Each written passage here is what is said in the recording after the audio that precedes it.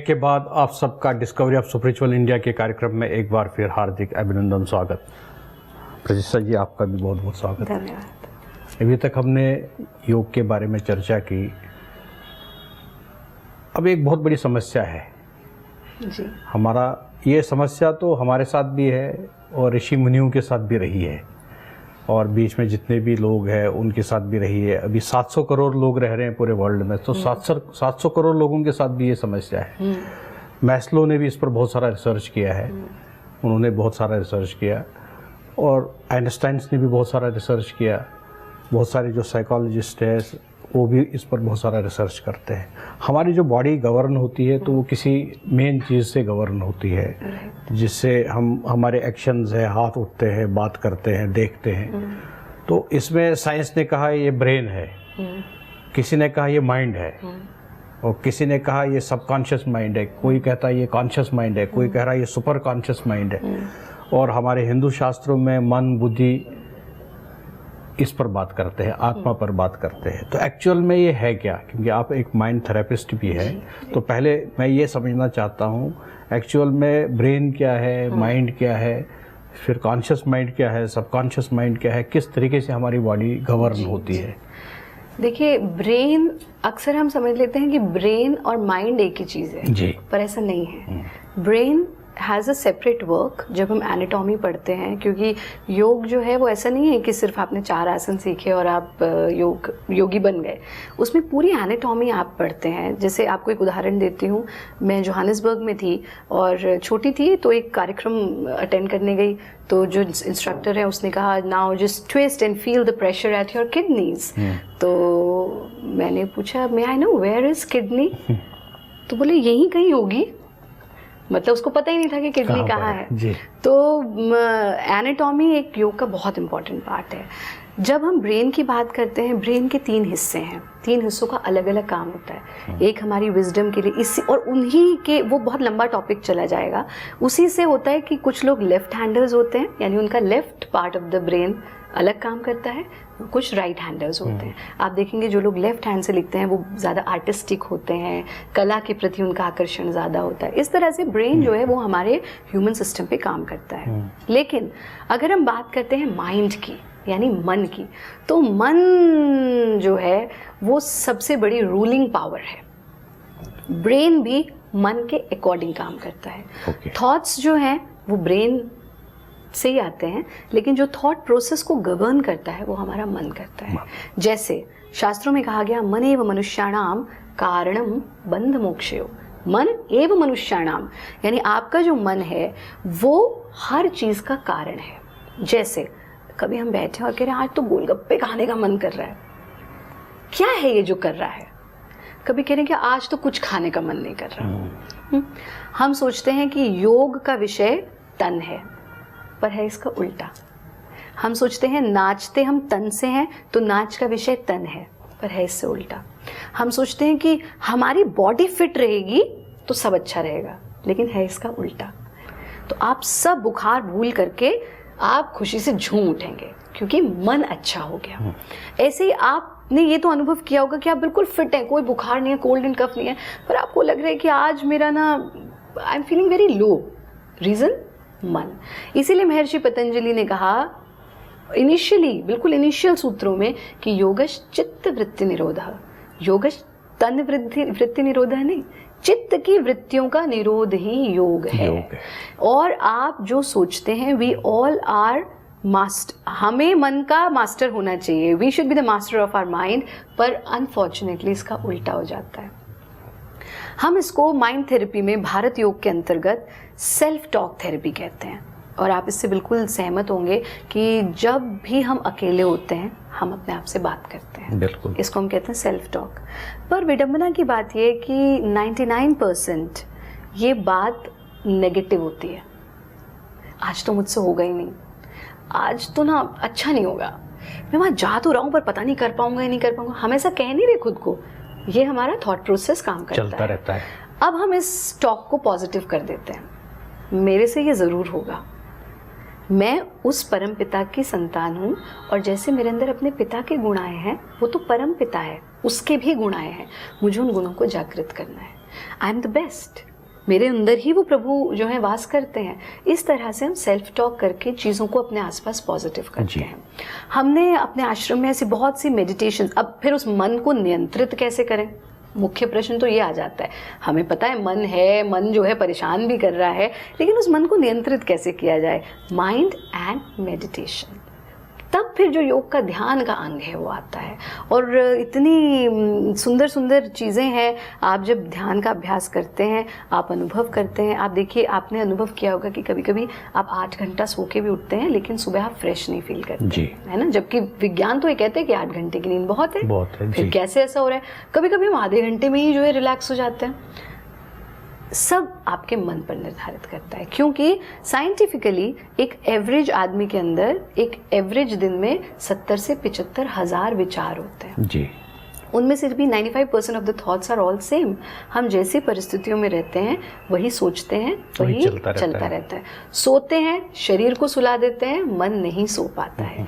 दवाइयों से शरीर को ट्रीट कर पाते हैं, मन को नहीं कर पाते। स्लीपिंग पिल्स से भी शरीर को सुला पाते हैं, मन को नहीं सुला पाते। मन सपने देखता है, मन विचारों में उलझा रहता है, और जब आप सुबह सो के उठते हैं तो आपका मन पूरी तरह थका हुआ होता है, जिसका इफेक्ट आपके तन पे होता है। जब हम ध्यान का अभ्यास करते हैं तो हम एक स्टेट में पहुंचते हैं which is called a state of no thought. और जब आप उस स्टेट पे पहुंच जाएं तो वो state, 20 minutes of that state of no thought is equal to 5 hours of sound sleep. यानी 5 घंटे की नींद आप 20 मिनट में लेते हैं। ये टेक्निक हमारे पूज्य गुरुदेव ने अबुल कलाम जी तक को सिखाई थी। अबुल कलाम जी जब साइंटिस्ट थे तब उन्होंने ये टेक्निक गुरुजी से सीखी थी, क्योंकि उनके पास समय नहीं था। और अभी भी हम देखते हैं गुरुजी भी 4 साढ़े 4 घंटा सोते हैं, हम भी 4-5 घंटा सोते हैं, और कभी ये अनुभव नहीं होता कि हम जो है थके हुए हैं, क्योंकि it's all in your mind.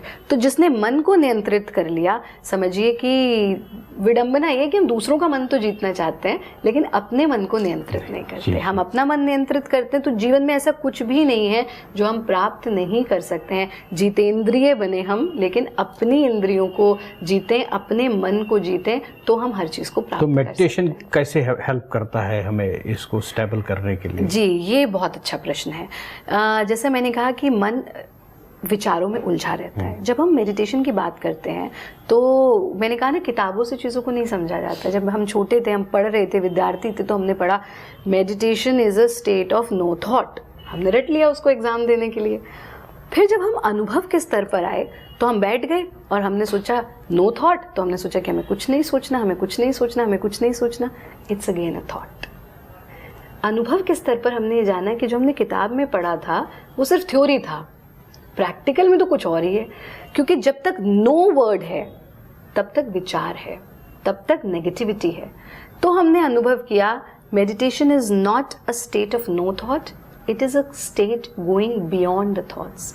ये एक प्रोसेस है जिसको करते करते हम विचारों से परे चले जाते हैं, जिसका आरंभ, अब कहेंगे कि ये विचारों से परे तो मुश्किल है, पर हर चीज़ का आरंभ नर्सरी करेंगे तभी तो एमए तक पहुंचेंगे। तो आरंभ हम जप से करते हैं। यानी साइकिल जब चलानी सीखी थी तो पूरा ध्यान साइकिल पे रहता था और गिर भी जाते थे।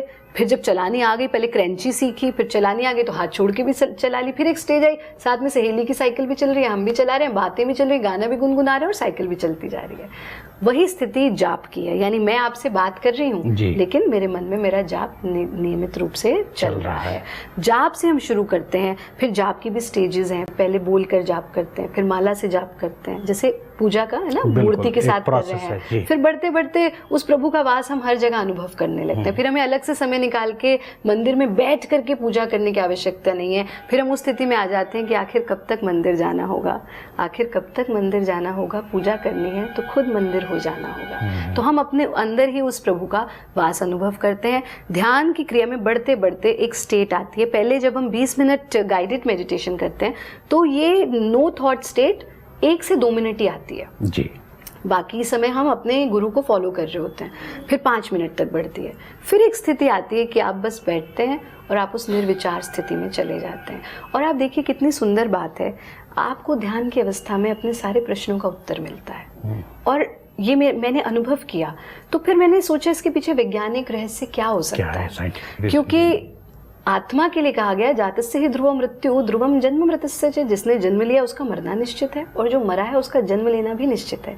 यानी आप और मैं सतयुग में भी थे, त्रेता में भी थे, अब भी हैं, आगे भी रहेंगे। तो आप सब जानते हैं कि क्या क्या हुआ है, मैं भी जानती हूँ, लेकिन इम्प्रेशंस हमारे ये हैं कि हम प्रेजेंट को ही सिर्फ देख रहे हैं, हम उससे पीछे नहीं जा पा रहे। जब हम डीप स्टेट्स ऑफ मेडिटेशन में होते हैं तो हमें हर चीज़ के उत्तर अपने आज्ञा चक्र के माध्यम से, आज्ञा चक्र, चक्र फॉर टेलीपैथी एंड इंट्यूशन, यानी कि हम सबके साथ होते हैं, कुछ हुआ और हमने कहा ये तो मैंने सपने में देखा है। बिल्कुल ऐसा होता। फिर बड़े होते जाते हैं तो कम होता जाता है, क्योंकि इम्प्रेशंस और चीज़ों के पड़ते हैं। तो वो आज्ञा चक्र जागृत है, लेकिन हमने उसे डोरमेंट कर दिया है। हम अभ्यास से उस आज्ञा चक्र को जागृत करते हैं, सारी समस्याओं के समाधान हमें मिलते चले जाते हैं। जी।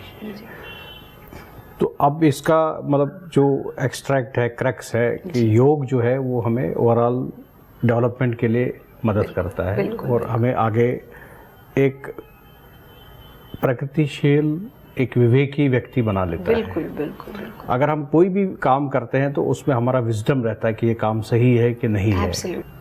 अब एक तो योग हो गया, अब दूसरा सामवेद है। सामवेद म्यूजिक का एक बहुत बड़ा बेस है, ग्रंथ है, जो करोड़ों साल पहले ऋषियों ने गाया, आगे बढ़ता गया और अभी भी आज है, इस धरातल पर है। इसमें इस फॉर्मेट में भी बहुत सारे चेंजेस आए, वेस्टर्न म्यूज़िक हुआ, रैप हुआ, बहुत सारे चेंजेस हुआ, नए नए फॉर्मेट्स आए म्यूज़िक के, और क्लासिकल भी पहले से जो चलता आ रहा है।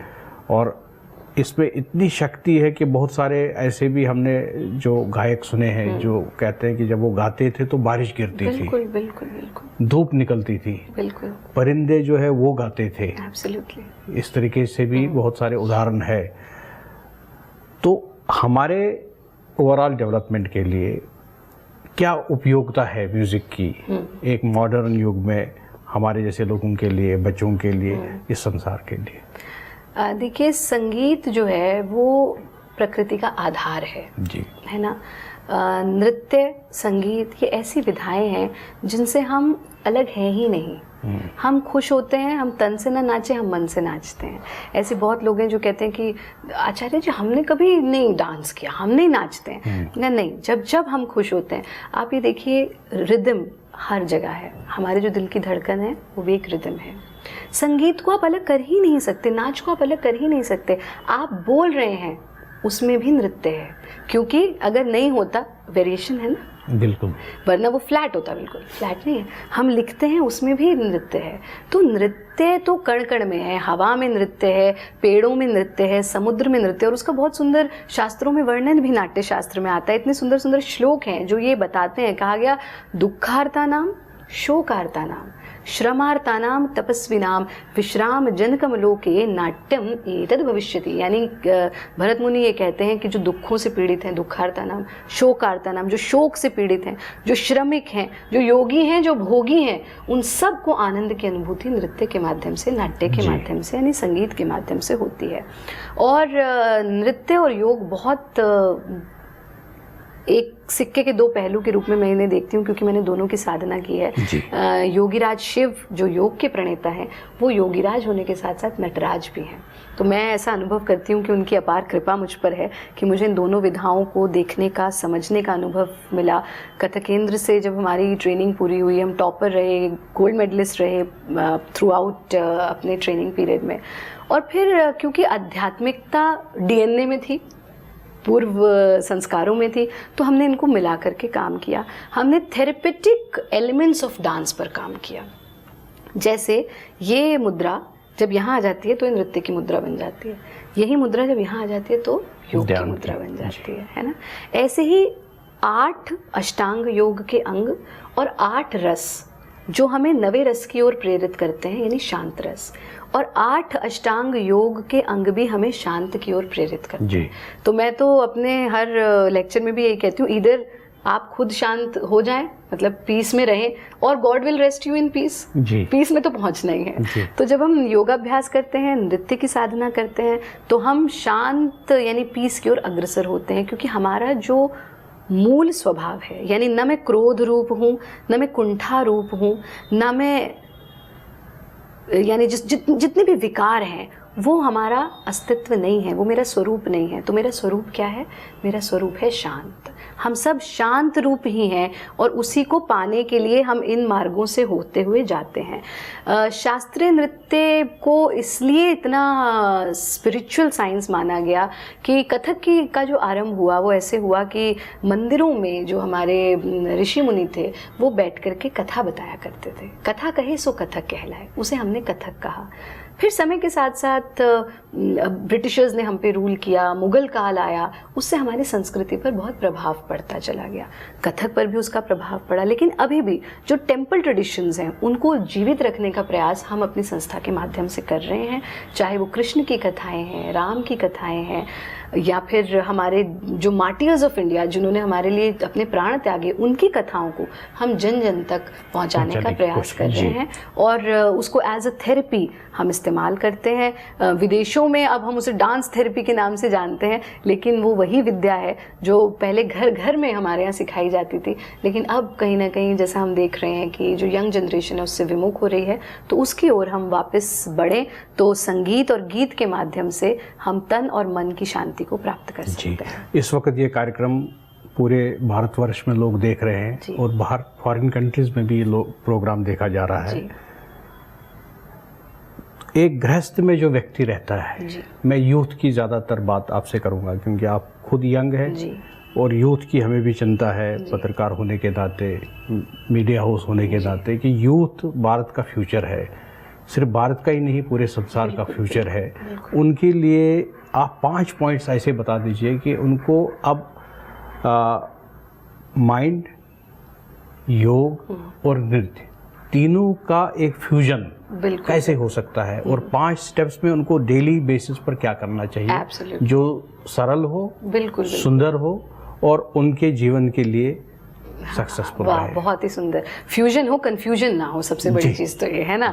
तो हमारा जो यंगस्टर्स हैं, मतलब 5 ऐसे तरीके जिनके माध्यम से आप योग को अपने डे टू डे लाइफ में अपना सकते हैं ना। सिंपल तरीके। बिल्कुल सिंपल। पहली चीज़ तो जब भी समय मिले तो हंसना ना भूलें, क्योंकि बाकी हर चीज़ अधूरी है, हंसना बहुत ज़रूरी है। इसको योग की भाषा में हम अट्टहास कहते हैं, यानी पेट को ढीला छोड़ के, लंग्स को ढीला छोड़ के आधे मिनट तक दिल खोल करके हंसें, तो आप देखेंगे जैसे चिंता करने वाले लोग आपको मिलेंगे तो आपको भी चिंता दे जाते हैं, है ना, कह रहे थोड़ी सी तुम भी ले जाओ। ऐसे जो खुश रहने वाले लोग हैं, आप उनकी कंपनी में बैठेंगे तो आपको अच्छा लगेगा, आप खुश रहेंगे तो आपकी कंपनी में जो आएंगे उनको अच्छा लगेगा। दफ्तर में बैठे हैं, गाड़ी में बैठे हैं, कहीं आना जाना कर रहे हैं, आप दिल खोल करके हंसिए, अट्टहास का अभ्यास करिए। दूसरी चीज़, अपने दिन की शुरुआत आप एक छोटी सी ध्यान की पद्धति से कीजिए। ये आप बहुत ईजी है, आप इसे समझ लें कि जब आप सुबह उठें तो अपने आप को बस 5 बातें आपको कहनी है। आई एम द बेस्ट, मैं उस परमपिता परमेश्वर की संतान हूँ, मेरे साथ जो होगा वो अच्छा ही होगा, और अंतिम चीज़, प्रभु हमेशा मेरे साथ है। ये आपकी मॉर्निंग मेडिटेशन होनी चाहिए। तीसरी चीज़, आप पानी खूब पिए। अगर आप स्वस्थ रहना चाहते हैं, water is a big healer. आप नियमित रूप से पानी पिए, अच्छे से पानी पिए, जंक फूड से दूर रहें, तले भुने खाने से दूर रहें। चौथी चीज़, आधा घंटा आपको शारीरिक श्रम ज़रूर करना चाहिए, चाहे आप नृत्य के माध्यम से करें, वॉक के माध्यम से करें, योग के माध्यम से करें, किसी भी और फॉर्म ऑफ एक्सरसाइज के माध्यम से करें, लेकिन आपका आधा घंटा श्रम होना चाहिए। और अंतिम और मोस्ट इम्पॉर्टेंट चीज़ ये है कि आप प्रकृति के साथ समय ज़रूर बिताएं। ग्रैटिट्यूड की फीलिंग आपके अंदर रहनी चाहिए, यानी हम हमेशा कंप्लेन करते रहें, उसके लिए उस सूरज को देखिए और प्रभु से कहें, बड़ा धन्यवाद तेरा प्रभु, तूने मुझे आज विटामिन डी दे दिया। पानी पिए तो कहें, प्रभु तेरा बड़ा धन्यवाद, आज मुझे जल मिल गया। भोजन करें तो कहें, प्रभु तेरा बड़ा धन्यवाद, आज मुझे भोजन मिल गया। और जब अच्छे अच्छे लोगों के साथ रहें तो धन्यवाद कहें कि आपकी इतनी अच्छी कंपनी हमें मिल गई। यानी ग्रैटिट्यूड की फीलिंग हम जितना रखेंगे, जीवन उतना ही सहज और सुगम होता चला जाएगा। बहुत सुंदर, अद्भुत, सारवर्धक, ज्ञानवर्धक चर्चा रही आचार्य प्रतिष्ठा जी के साथ में। हमने इस कार्यक्रम में बहुत सारे बिंदुओं पर आज चर्चा की। हमने जाना किस प्रकार से योग हमारे जीवन के लिए उपयोगी है, किस प्रकार से नित्य हमारे योग हमारे जीवन के लिए उपयोगी है, और किस प्रकार से दोनों का संगम हमारे मन को नियंत्रण में रखता है। जैसे शास्त्रों में भी कहा गया है कि द्वापर युग में भी, सतयुग में भी और कलयुग में भी मन की स्थिति जो है वो एक जैसी रही है। आज जो हमारा मन है ये द्वापर युग में भी ऐसा ही, सतयुग में भी ऐसा ही था। सिर्फ एक प्रोसेस के माध्यम से, एक प्रोसेस के सहारे से मन को नियंत्रण करने के लिए बहुत सारे पुराण लिखे गए, बहुत सारे ग्रंथ लिखे गए। भगवान श्री कृष्ण ने अर्जुन को भी भगवत गीता इसीलिए सुनाई थी ताकि वो अपने मन को स्टेबल कर सके। रामचरितमानस भी वाल्मीकि जी ने इसलिए लिखा था ताकि हमारे अंदर में कैरेक्टर का निर्माण हो, चरित्र का निर्माण हो। कॉन्फ्लिक्ट रेजोल्यूशन के लिए मैनेजमेंट की सबसे वर्ल्ड की अगर बुक है तो महाभारत है, कि कॉन्फ्लिक्ट रेजोल्यूशन को किस प्रकार से हम पहले से फोरसी करके, फोरकास्ट करके उसको कंट्रोल कर सकते हैं। इसी प्रकार से बहुत सारे ग्रंथ है, पुराण है जो हमारे लिए लिखे गए हैं। साथ साथ में योग दिया गया है मन को नियंत्रण करने के लिए, और नित्य जो अलग अलग प्रकार के है उसको भी दिया गया है, उसको भी इंट्रोड्यूस किया गया। संगीत को इंट्रोड्यूस किया गया हमारे मन को नियंत्रण करने के लिए और खुश रहने के लिए। प्रतिष्ठा जी ने आपके लिए 5 पॉइंट्स बहुत ही इम्पोर्टेंट कहे। सबसे पहले इन्होंने कहा एक व्यक्ति को बहुत सारा हंसना चाहिए दिन में ताकि वो खुश रह सके। सेकंड पॉइंट ने कहा कि पानी बहुत खूब पीना चाहिए और जंक फूड अवॉइड करना चाहिए, तली हुई चीज़ें अवॉइड करनी चाहिए। तीसरा पॉइंट आपने कहा कि योग करना चाहिए, हमें कम से कम आधे घंटे की कसरत करनी चाहिए अपने शरीर को स्वस्थ रखने के लिए। वो आप योग भी कर सकते हैं या नित्य कर सकते हैं। और अंत में आपने कहा कि हमें उदार रहना चाहिए प्रकृति प्रति, कि जो परमात्मा दिया है वो बहुत कुछ दिया है, उनको धन्यवाद देना चाहिए, हर स्टेप पर धन्यवाद देना चाहिए लाइफ में। बहुत ही सुंदर चर्चा रही। प्रतिष्ठा जी खुद यंग है और मुझे पूरी आशा है कि जो यूथ इस वक्त ये कार्यक्रम देख रहा है उनके जीवन में भी बदलाव आएगा। वो भी इस भ्रम से बाहर आएंगे कि योग करने से एक व्यक्ति साधु बनता है, सन्यासी बनता है और जंगलों की तरफ भागता है। पूजा करने से, मेडिटेशन करने से, ध्यान करने से आदमी को गृहस्थ छोड़ना पड़ता है, ऐसा कुछ नहीं है। गृहस्थ जीवन में ही हमारे जितने भी ऋषि मुनि और जितने भी परमात्मा, देवी देवता, वो सब गृहस्थ जीवन में थे। भगवान शिव का भी एक गृहस्थ है, पार्वती है, गणेश जी है। भगवान राम का भी एक गृहस्थ रहा है, पार्वती रही है, लव और कुश रहे हैं। भगवान श्री कृष्ण का भी गृहस्थ था। और सभी संत, महापुरुष और मुनि जो जंगलों में तपस्या करते थे उनका भी गृहस्थ जीवन ही था। तो आप भी गृहस्थ में हैं। हमारे चैनल के माध्यम से हम आपसे यही रिक्वेस्ट करेंगे कि आप अपने जीवन को समृद्ध बनाइए, शांत वातावरण में रहिए, गृहस्थ को बहुत सुखी बनाइए और सभी महिलाओं को आप रेस्पेक्ट करें, आदर करें। इससे पहले मैं कार्यक्रम को यहाँ विराम दूं, मैं प्रतिष्ठा जी का बहुत बहुत आभार व्यक्त करना चाहूँगा। Thank you very much. और आगे भी फ्यूचर में भी आप हमारे साथ इसी तरीके से जुड़ते रहेंगे। इन्हीं भावनाओं के साथ आपको मेरा नमन, प्रणाम और आप सबको भी मेरा नमस्कार।